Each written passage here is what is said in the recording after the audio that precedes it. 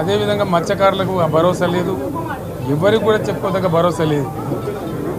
ఇందులో విశేషం హైలైట్ ఏంటంటే ఆర్థిక మంత్రి ప్రతి మాటను ఒత్తి ఆ డబ్బు వచ్చినప్పుడు అదేందుకు మహాప్రపంచ విజయంలాగా ఒత్తి చెప్పడం తప్ప కొత్తది ఏమీ లేదు. ఒత్తి పలుకులు పలకడం తప్ప కొత్తగా చెప్పింది ఏమీ లేదు. ఏ ఒక కొత్త సంక్షేమ పథకం కానీ ఏది కూడా లేదు. మహిళల పట్ల కూడా చాలా స్పష్టంగా చెప్పాల్సిన అవసరం ఉండే. కానీ వాళ్ళు మేము 1,00,000 కోట్లు ఇస్తాం అన్ని రుణాలు, ఆ రుణాలు వీలేదో ఇస్తున్నట్టుగా అది ఆల్రెడీ ఉన్న స్కీమే, నథింగ్ న్యూ అబౌట్ ఇట్, ఏమి లేదు. వెరసి ఇష్యూ యాజ్ ఏ హోల్. దురదృష్టం ఏంటంటే, చాలా బ్యాడ్ లక్ ఏంటంటే, మేము కూడా ప్రభుత్వం ఏర్పడిన తర్వాత కనీసం ఒక 6 మాసాల సమయం వాళ్ళకి ఇవ్వాలని మేము అనుకున్నాం. నేను కూడా శాసనసభకు దగ్గర రాలేదు. కానీ ఈరోజు బడ్జెట్ చూస్తే ఏ ఒక్క పాలసీ ఫార్ములేషన్ జరగలేదు. రాష్ట్రానికి సంబంధించినటువంటి ఏ ఒక్క విషయంలో కూడా ఈ అర్బక ప్రభుత్వం ఇప్పటి వరకు పాలసీ ఫార్ములేషనే చేసినట్టుగా కనపడతలేదు.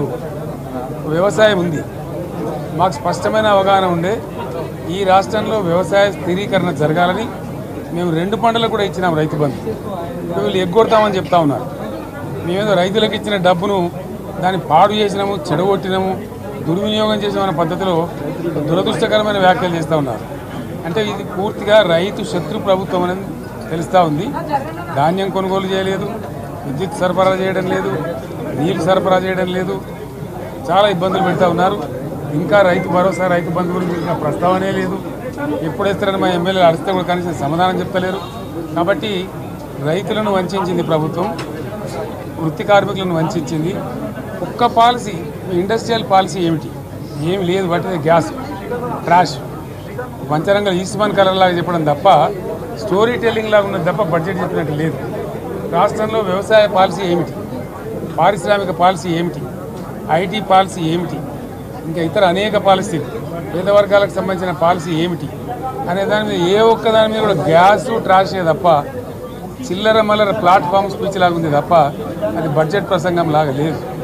రాజకీయ సభలలో చెప్పినట్టుంది తప్ప ఏ ఒక్క పాలసీని కూడా నిర్దిష్టంగా ఈ పనిని మేము ఎట్లా సాధిస్తాం, మా గోల్స్ ఇవి, మా టార్గెట్స్ ఇవి అనే పద్ధతి కానీ పద్దు కానీ లేదు. ఇది పేదల బడ్జెట్ కాదు, రైతుల బడ్జెట్ కాదు, యువల బడ్జెట్. విశ్లేషణలో మీకు తెలుస్తుంది. భవిష్యత్తులో బ్రహ్మాండంగా మేము దీన్నంతా కూడా చీల్చి చెండాడబోతాం. Thank you.